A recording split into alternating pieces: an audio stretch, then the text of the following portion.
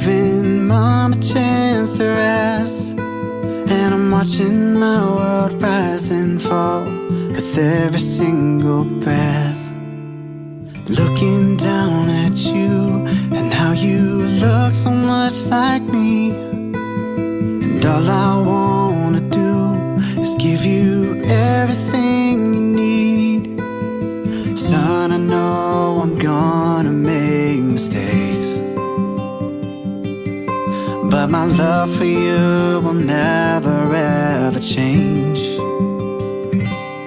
I don't ever wanna let you go, but I can't wait to get to watch you grow. And no matter what this life might bring, I want you to know that you will always be, you will always be my son. I'm picturing your life, how the years will all play out, and whatever you do, just know that I'm already proud. Son, I know you're gonna make mistakes, but my love for you will never ever change.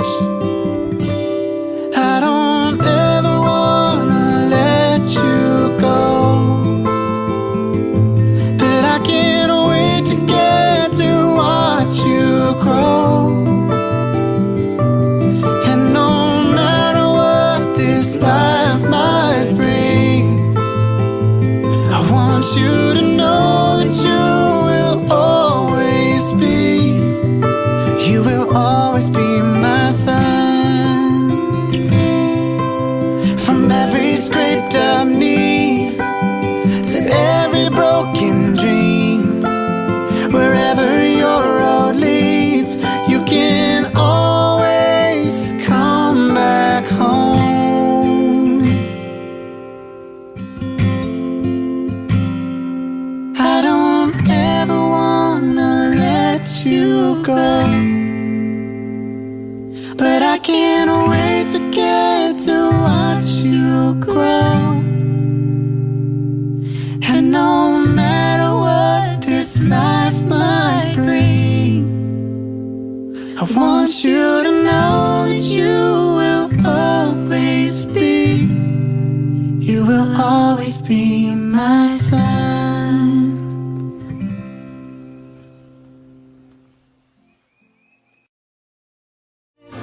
These hands could hold the world, but it'll never be enough. Forever, forever, and ever, I will remember. Hey, Black woman, hey. Welcome to the Black Woman Vibes podcast. I am your hostess with the mostest. So let's get to toasting.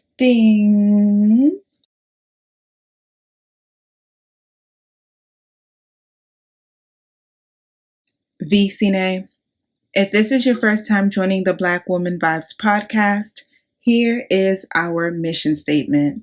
Black Woman Vibes focuses on empowerment through resourceful, informative guests, data-driven podcast topics, and exclusive subscription services that promote a shared experience of Black Woman Vibes. On today's podcast episode, we will be continuing off where we left off last week in regards to narcissistic fathers and their predatory actions towards their sons.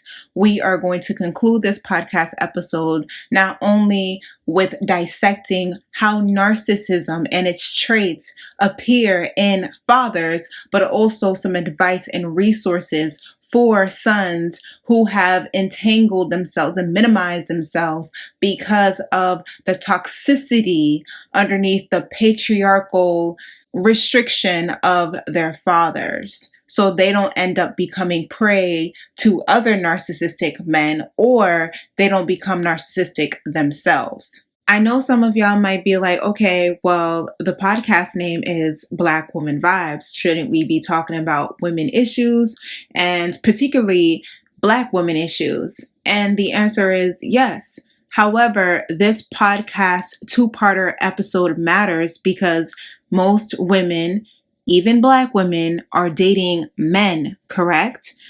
And if you want a successful and healthy relationship with a man, you need to be able to detect if he is a healthy man. So there will be certain topics that intersect into the other sex, the male gender, the XYers, because it matters. Not only as a human collective, because we are spiritual beings having a human experience, but also because most people identify somewhere in the range of heterosexuality. You don't want to procreate and mingle and catch feelings and all that jazz with someone who's still carrying their shadow and their baggage, but you can't see it because you cannot detect the red flags.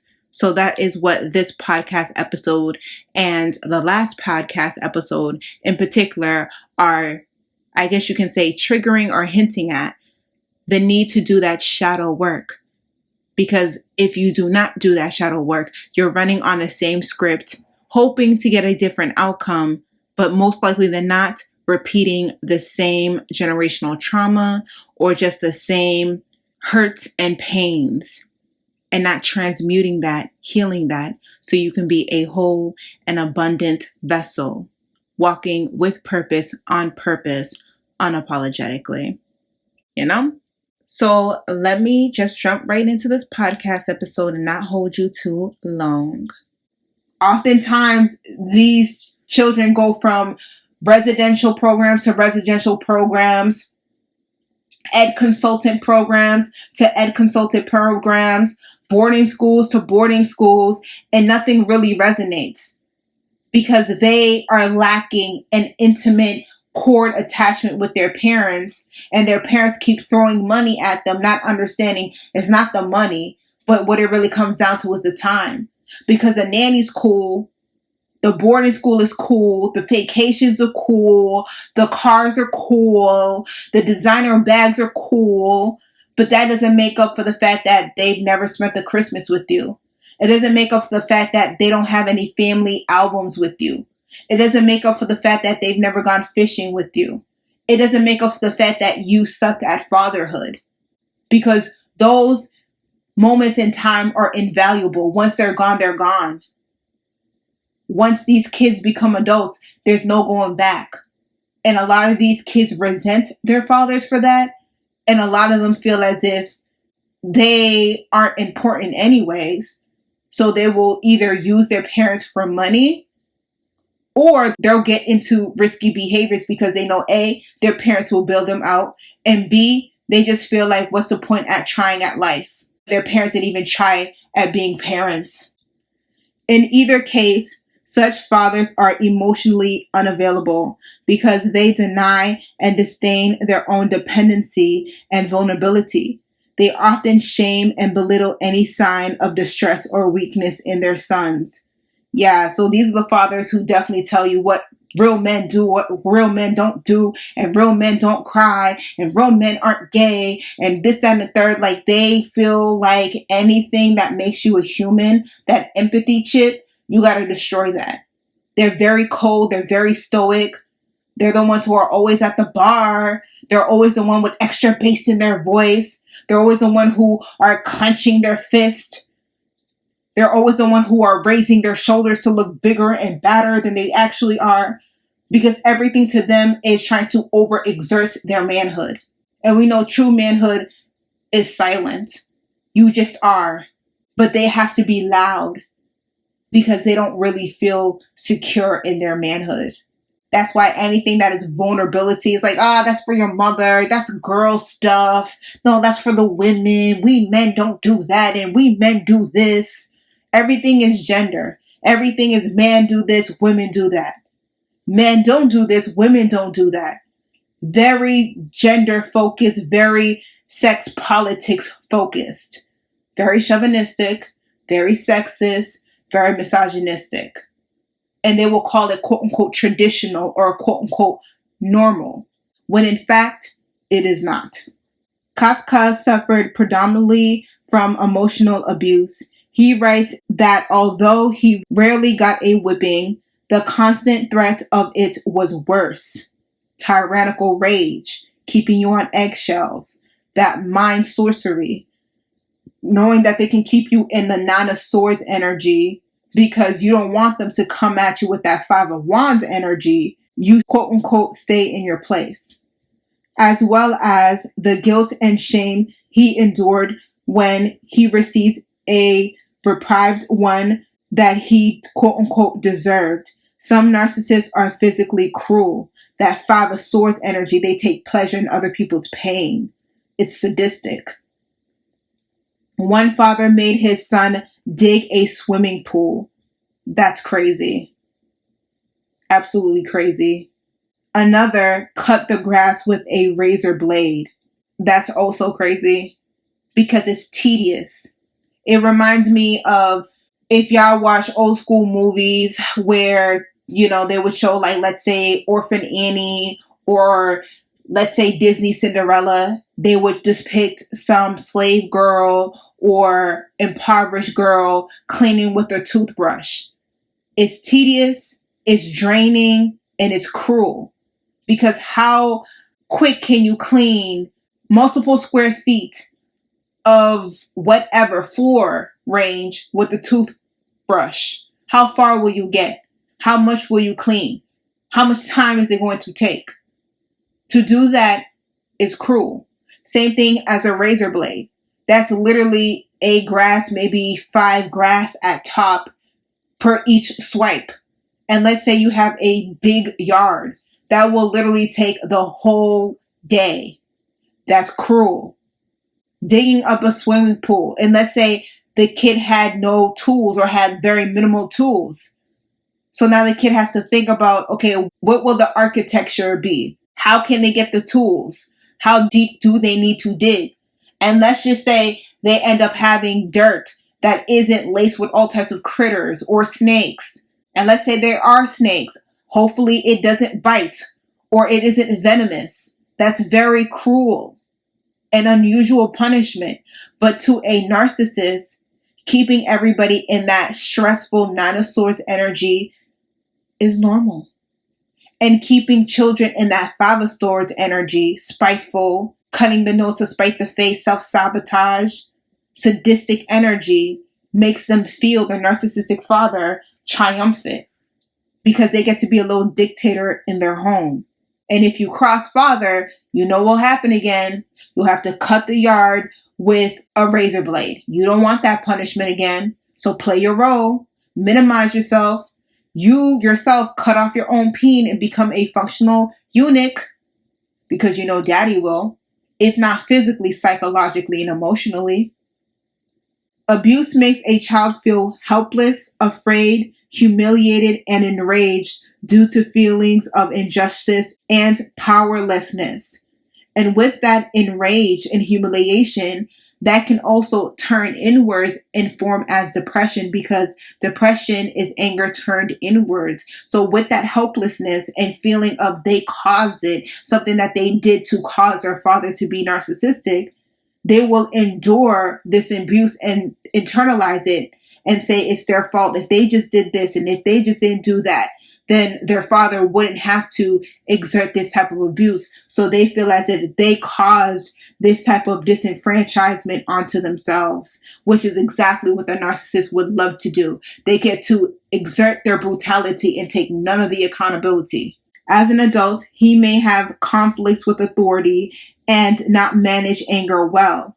So again, one side of the spectrum, sons of narcissistic fathers, they end up retaliating against society, or they feel so constricted by society that they're wearing fake masks, but their true selves will bubble up to the surface in weird ways. And oftentimes it's not constructive. So it's that stealthy energy, it's that blind spot, it's that Pisces 12th house energy. Is like, oh my God, I never knew you were into that. Like, what the hell? Or It's on some, I'm breaking the laws, I'm doing drugs, I'm getting into criminalities, I'm in these fringe groups, doing society's disgrace, whatever the case may be, because they feel like an outsider and they're dealing with PTSD and unresolved traumas from childhood and anger that has been fueling and lit ablaze and stewing for many years. He turns it onto himself or others and becomes aggressive, passive, or passive-aggressive. Passive-aggressive, in my opinion, is the worst because it's one of those, passive-aggressive, those people who say something that's disrespectful and then when you are like, what the hell? Oh, I'm just playing. I'm just joking. I didn't mean it. You're so soft. You know how I am. Passive-aggressive. Instead of standing on whatever it is, whether good, better, or different, they say and they back away from it. They mention it and then they back away from it. Or they low-key sneak diss. And then when you catch it, oh, I didn't mean it that way. You're taking it the wrong way. They speak with a split tongue. They never mean what they say. And whatever they originally said, that's what they meant. But they weren't ready for the backlash and that's why they stepped away. To keep you in a state of confusion because they're confused, because that throat chakra doesn't work. They can't say what they mean and mean what they say. So that's why they have a split tongue. And they are stealthy, 12th house energy, like a serpent. He may suffer from shame, anxiety, fear, and that they will be criticized or blamed even though his worries are unjustified. So constant guilt, constant fear, constant anxiety, constant depression. Running on empty, running in that psychotic energy, on the verge of a mental breakdown all the time, especially in patriarchy when it is triggering their lack of security in their manhood, because this is patriarchy and patriarchy loves keeping men in check of adhering to the patriarchal rule. If they aren't meeting the criteria, they're always on the verge of being triggered, even though we know patriarchy is very toxic in general. Sons who do not become narcissists themselves suffer from codependency. The message they've received is that they're somehow inadequate, a burden, and that they don't measure up to their father's expectations, basically, that they're unworthy of love, despite the fact that they may feel loved by their mothers, because children need to feel that both parents accept and love them for who they are. So even if sons of narcissistic fathers have a healthy relationship with their mother, they will not become full and healthy vessels because a child needs both loving aspects. They cannot just rely on their mothers. They need their fathers to reassure them. The mother can't be mother and father. It doesn't matter how many times single mothers say that. Biology even says that's not possible. So a child needs their mother to validate them as well as their father to validate them. And if one parent is absent or one parent is toxic or both are absent or toxic in some way, shape, or form, is going to cripple said child. And no, one parent cannot make up for the lack of another parent. It's either that parent who is lacking re-ups and becomes a better version of themselves in the role of parenthood, or that child is going to need a role model who can shoulder the burden of the inadequate parent. But that child is going to need both that feminine and masculine energy to be a whole and healthy vessel. They're deeply moved receiving an apology or crumbs of love that other people take for granted. As Kafka describes when he was sick, he was overwhelmed with tears when his father merely looked into his room and waved at him. All Kafka wanted was, quote, a little encouragement, a little friendliness, a little keeping open of my road. Instead of which you blocked it from me, though of course with the good intention of making me go another road, quote. So again, not being good enough. Growing up abused, children frequently learn to be self-sufficient, guarded, and devalue their dependency and emotional needs, leading to intimacy problems. So this is another archetype of sons of narcissistic fathers. They repulse any type of emotional availability, any type of emotional intelligence, which is why they repeat the same thing over and over again, because they don't have that intuitive, introspective work. They can't look at themselves and see where they went wrong. So they do the same script that's going to get their asses tagged, no different than their narcissistic father. And they might even breadcrumb women. They may feel a lack of intimacy, so they're very stoic. They don't know how to show love. They don't know how to show reciprocity because that was not shown to them via their fathers. But also narcissistic fathers are not just narcissistic with their sons. They're narcissistic with their mothers. So they have not shown intimacy to their sons via them being with another woman, even if that woman is their mother. So it gives you teas of like Homer Simpson and Marge Simpson. Homer being the character that he is, he's not a good husband. He isn't emotionally receptive or emotionally available for Marge. Marge is always groaning. She's always moaning. So let's say in this instant, Bart becomes a man. He grows up and becomes a man, not just a child cartoon. Do you think Bart Simpson would be a decent husband, a decent father? No, he would have features of Homer Simpson. Lazy, egoic, overeater, simple, clout chaser, lackluster husband, borderline alcoholic, discontent, dishonest, underachiever. That's what he would be. Just like Marge. They may marry a narcissist, abuser, someone cold, critical, or emotionally unavailable. Sons may be driven to achieve in an attempt to get validation and the approval of their father. But their success feels hollow. It's never enough even for themselves. So that tyrannical mentality comes within. So they're always achieving. They're always going for A pluses. They're always going for the next level and the next status in life. So they're never content with the 2.5 kids and the wife. Now they want a wife who's 10 years younger with bigger and perkier breasts. And now he's not sufficed with making 6 figures. Now he wants $1 million. It's always show boasting. It's always ego ablaze. It's always that 6 of wands in reverse. They want to be seen. They want to be heard. Crash, crash, crash, fast, fast, fast. Usually they end up in a situation where they are in prison. In fact, ironically enough, if you ever read the book, The Laws of Human Nature by Robert Greene, there is a part within that book where he talked about Nixon and the way that Nixon was raised by his father.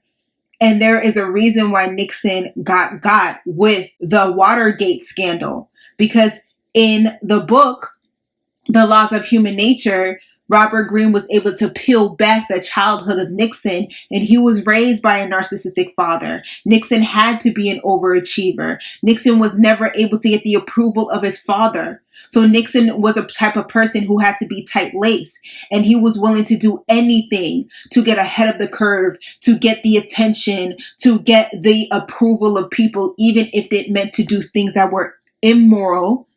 Again, with the self-actualization, immoral, and doing things that would purposely put him in a position to lose favor and to be disgraced, all for the gaze of this idea of being accepted, because he was never accepted by his own father. He was willing to do anything to get ahead of the curve, even when it was illegal, like wiretapping. They need to learn to be assertive and to set boundaries in healthy ways, not modeled and overthinkable growing up. They also need to value themselves and raise their self-esteem and confidence. Many have suffered from lifelong inner loneliness due to growing up in a family in constant turmoil and or lacking emotional closeness. So I would say therapy number 1, because this open-endedly leaves them in the clutches of someone who's like one of those kind of like dating Mac chauvinist type of guys, right? Oh, let me show you how to get the girls. Let me show you how to be Mac Daddy. Let me show you how to get the bitches. It puts them in the energy of becoming a predator.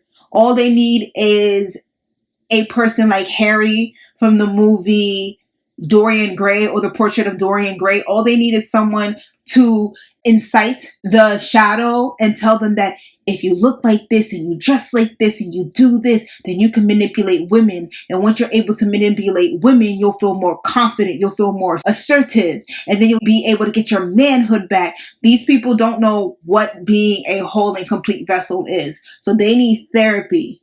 They don't just need to like wake up one morning and find their confidence, because it's easy for them to buy into one of those dating gurus, which is really a scam and is really how to become predatory to someone else via them being predatory towards you feeling inadequate and feeling like you lack confidence. So it's like the chain of predatory command, so to speak. Many have suffered from lifelong inner loneliness due to growing up in a family in constant turmoil and or lacking emotional closeness.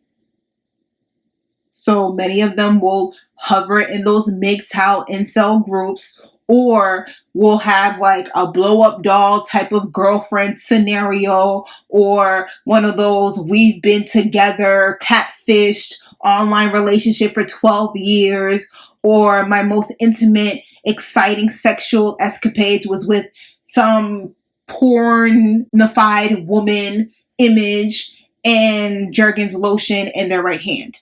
It won't be real. It won't be satisfying. It won't be balanced. It won't be soulful. And it won't be that reciprocal energy that he ultimately wants. And I would even say need, because that falls into that hierarchy of needs of physiological and safety, love and belonging needs, which ties into the esteem and self-actualization. And until he masters his true self, all of his chakras will stay imbalanced or just not working at all, blown out. However, healing their shame and learning to comfort, accept, and love themselves and receive love are possible, which is very true. It is very possible for sons of narcissistic fathers to heal, no different than sons of narcissistic mothers. One thing in particular with this author, I noticed when she mentioned for sons of narcissistic mothers, she said those sons have a high probability of being narcissistic. So if you would like to show your gratitude via donation, you can always hit me up either on Cash App, $ BlackWomanVibes, or Venmo, BlackWomanVibes, woman with an A, not an E, because it's only me, she, her, we. Now back to your regular scheduled broadcast, and I hope you enjoy. Whereas for the sons of narcissistic fathers, not only is the article shorter in comparison to sons of narcissistic mothers, but she did not mention the fact that sons of narcissistic fathers are most likely to become narcissists themselves. So what I see with sons of narcissistic fathers, there's a need for wanting that emotional closeness. They're yearning for that emotional availability. They're yearning for that balanced physiological, emotional security. Whereas sons of narcissistic mothers, they repel that, they reject that, because their mothers has drowned them in that energy, using that method of puppeteering and calling it love, calling it care, calling it mother duty, when in actuality, they were suffocating and devouring their sons, and they were using emotional manipulation to do so. The narcissistic father uses verbal and emotional and sometimes physical ways to restrict the son. So he's running on a deficit. So he's yearning for that emotional closeness.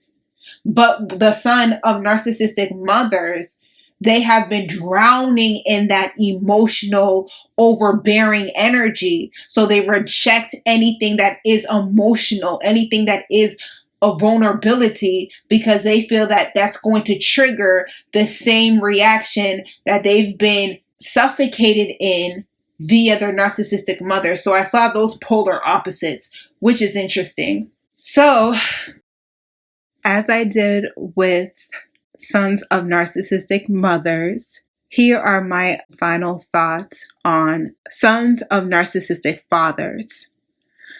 In my opinion, the long-term effects of being raised by a dark father, or also known as a narcissistic father, is the lack of self-worth, similar to being raised by a narcissistic mother. The narcissistic father cripples the son in his manhood. Whereas the narcissistic mother doesn't understand manhood via being a woman, the narcissistic father does understand manhood and robs his son of the agency and adequacy of achieving manhood on his own terms. So the son will always seek his father's approval or seek to search for validation outside of himself, which in the system of patriarchy, where man's law is the law, if he cannot stand up for himself or assert himself and believe in himself, so he will always be targeted by other men who have the same low vibrational energy of his father. He will be demeaned as a punk, quote unquote, or a target or a quote unquote bitch, as well as be treated as less than or less valuable of a person. He will always run into people who will take advantage of him psychologically, physically, and even sexually. If the son is indeed heterosexual, he will have sadomasochist type of relationships with women. He will seek out the most coldest, cruelest, selfish, arrogant, and berating type of women to engage with, who will always invalidate him and attack his manhood. They will compare him to other men that she finds more masculine or sexually appealing. She will always throw in his face that she could do better than him, and she might even seek out extramarital affairs and let him know that she is indeed cheating on him, just so she can rub it in his face that she thinks he is inadequate, insufficient, and deserves to be treated like trash.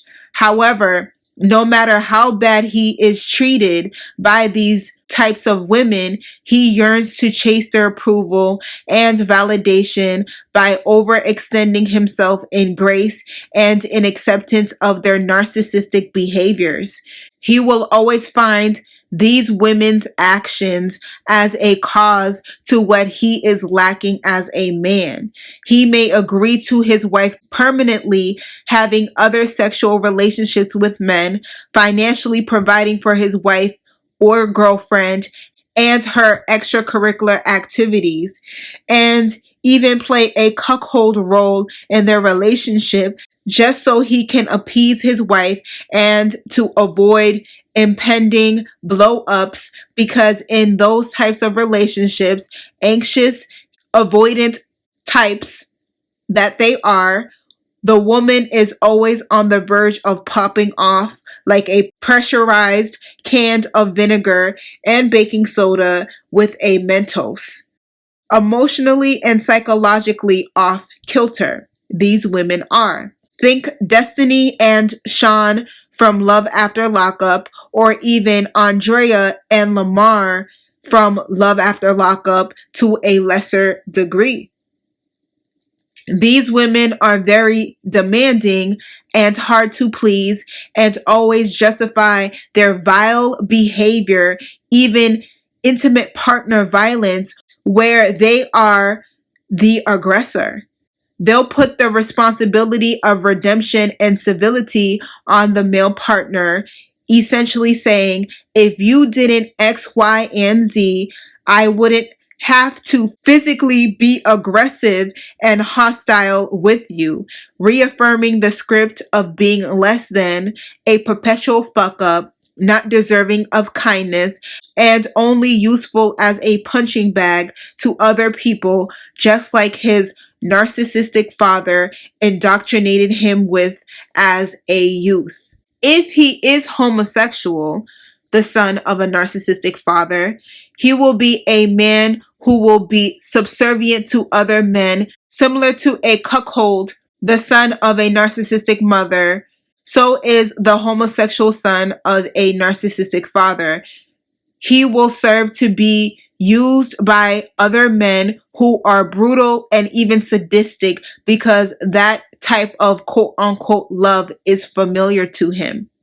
The belief that being a pleasure pleaser via allowing people to pleasure seek off of his pain is similar to the phrase laugh at my pain or the sad clown that gets mocked at. This type of energy is what the son of a narcissistic father embodies when he allows people to take advantage of him so he can feel a connection even if it is distorted. And he will call that distorted connection love or appreciation or value when in actuality it is self-imposed denigration. Because you cannot be a whole and healthy vessel while chasing the gaze of other people. You will only succeed on a surface level in respect and achievement. The true test of respect and reciprocity will not exist. What will is the son of a narcissistic father being the energy supply, whether financially, psychologically, physically, or sexually, for other energy vampires like his narcissistic father. For example, being the employee that takes on long projects and countless late nights just to be the only person who puts effort into creating the project and delivering the project, but everyone else who did not assist in bringing the project into fruition gets the credit, possible bonus, and even the career advancement of moving up the corporate ladder. Meanwhile, you're at your wit's end because not only did you not get the acknowledgement that you so rightly deserved, but you're being told you don't even work hard enough. Essentially, corporate bullying via favoritism and seniority, also known as like the bro code. So, favoritism. Unconsciously reliving the same script that he, the son of a narcissistic father, was indoctrinated with since childhood via his narcissistic father. We see this type of cruelty often depicted back in the days when macho fathers would severely and cruelly punish their gay son via beatings, verbal lashings, basically terrorizing the quote unquote gay out of their sons. This includes shock therapy treatments, aka gay conversion therapy. Interestingly enough, this method of quote unquote therapy came from the Nazis during the internment camps for Jews. The narcissistic father's excuse for these monstrosities usually follow the mentality of making his son a man, strong, unsissified, etc., because society will quote unquote teach him how to be a man. A subtle threat of hate-based LGBTQ violence / crime against him. So the narcissistic father shields his true intentions via stating his hate is actually protection and love because what the outside world will do or treat him will be worse. So conflating hate with love and love with hate. Essentially stating the devil you know, aka me, is better than the devil you don't know, aka this boogeyman homophobic abuser waiting to harm his gay son. Thus, my ass kickings are not only merited but righteous, when in actuality it's the shadow of the narcissistic father's fragility within jumping out because that macho father and his hate for what his son is cannot accept that his son is indeed homosexual. So to cope, the narcissistic macho father bestows himself as the God complex to attack his own son because his id cannot accept his son is gay. And what will the neighbors think? In both scenarios, heterosexual or homosexual sons obviously do not have boundaries and lack the ability to assert themselves, will lead them into a rabbit hole of being everybody's punching bag and everybody's doormat.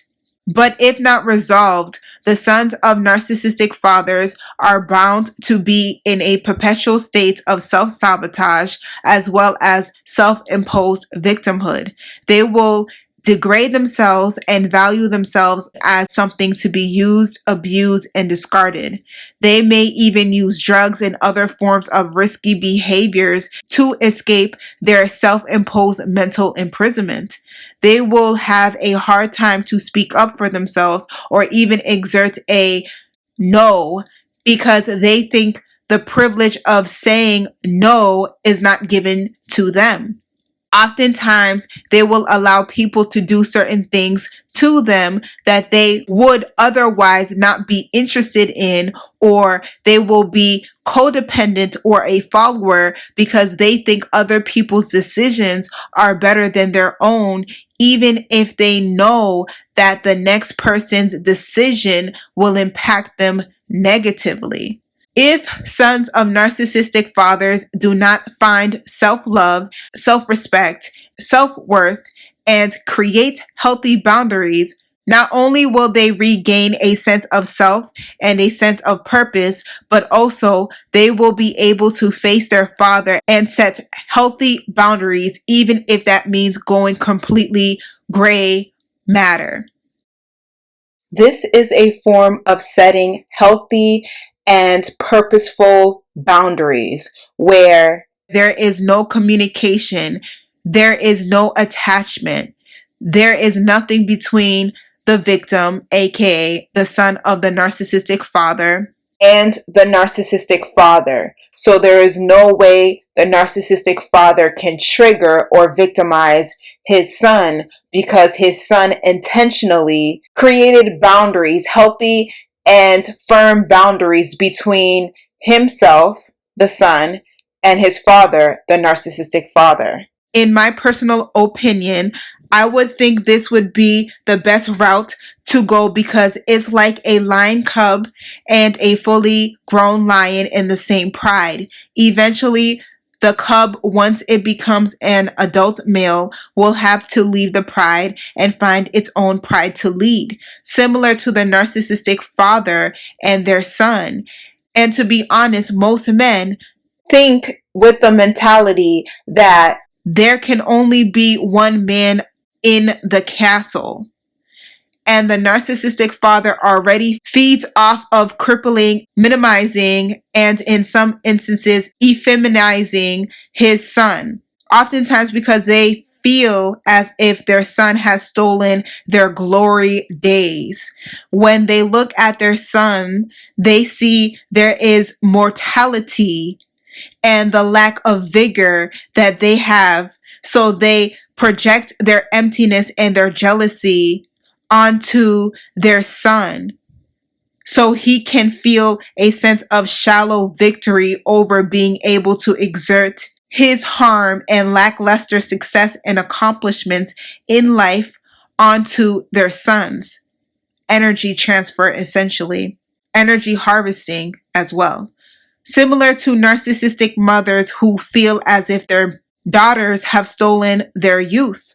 There will always be an internal competitive level, even if it is one-sided by the narcissistic father's part.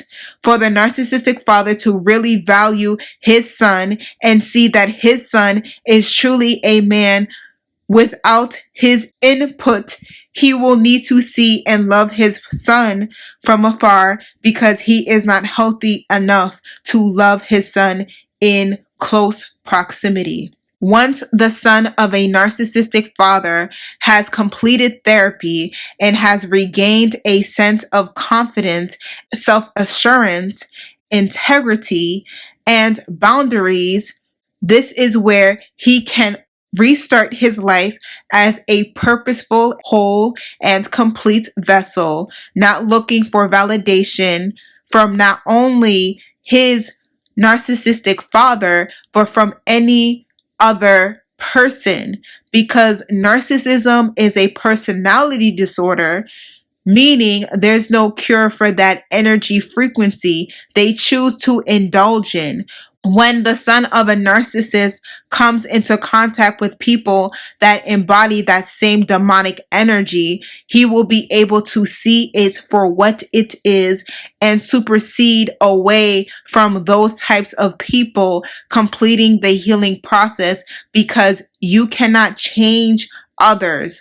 The only thing that you can change is the way that you interact, if you choose to interact with others, but you can set healthy boundaries so you are not a supply for their sadistic and predatory natures. I also want to mention that with narcissism and other personality disorders, there is no cure or medication you can give to those with personality disorders, because personality disorders, especially those of psychopathy, that is their core wiring. Whereas people with anxiety, depression, bipolar, etc., those are true blue mental health disorders.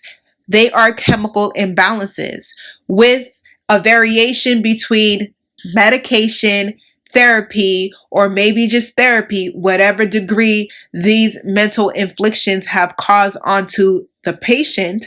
They can live a healthy and abundant life. But a person with psychopathy, it is a choice to indulge in these behaviors, because again, a narcissist knows who they can be narcissistic with and who they know that will cut them at their feet and will not tolerate that type of behavior. This is how they are able to glamour people and pretend to be one way with a group of people and then be another way behind closed doors. That's intentional. That's predatory. But someone who is going through a crisis, let's say it's a manic crisis because they're bipolar or they're going through a depressive episode, they do not plan to have a crisis. They do not plan to be depressive. That's a fluctuation in the mood because of the chemical imbalance. That's just a side effect of their mental health issues. Whereas people with psychopathy, it's a choice. They are purposely choosing to be predatory. I want to make that abundantly clear. So doing that shadow work, being in that hermit energy, you will find the inner wisdom within to be able to not only see the narcissism within the father, but also see traits of narcissism with other people that you have unfortunately allowed to energy harvest off of you. So those are my opinions on sons of narcissistic fathers and how they can get help and regain a healthy and abundant life. Again, I have content on Patreon, patreon.com/BlackWomanVibes, that really focuses on realigning the chakras, standing in your authenticity, ripping off the false mask, and healing yourself unapologetically so you can be your authentic self by mastering yourself. So definitely check out the content if that is something that could help you in your journey. But again, with these type of attacks and abuses, it's not just a support group. It's not just content on the internet. You will have to get deep therapy and then have extra content like what I provide on my Patreon platform as an extra added support. But the first main thing that you need to invest in is a good therapist, because being brought up in that type of chaotic energy is only going to induce more self-loathing or leave you more vulnerable to being preyed upon by other narcissists, or even starting and planting those seeds that narcissism is okay, and then you taking on the same demonic frequency and you're starting to prey on other people the way that your father preyed on you. In closing, thank you to the listeners for tuning in. You can find the Black Woman Vibes podcast on Facebook page, Black Woman Vibes, Instagram, Black Woman Vibes, Twitter, Black Woman Vibes, YouTube channel, Black Woman Vibes. Please like, follow, and share content. And don't forget to join the tribe of Black Woman Vibes.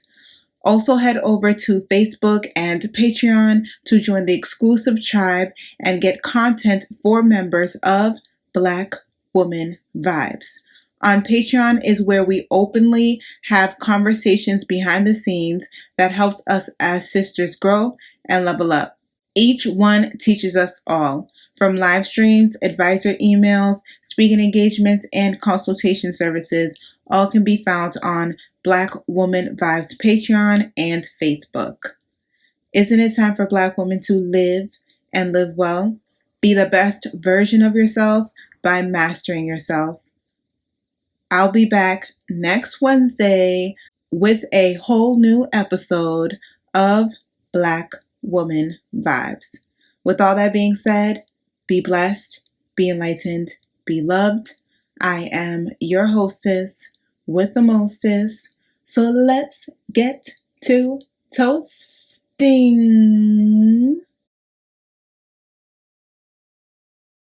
VCNA, logging off.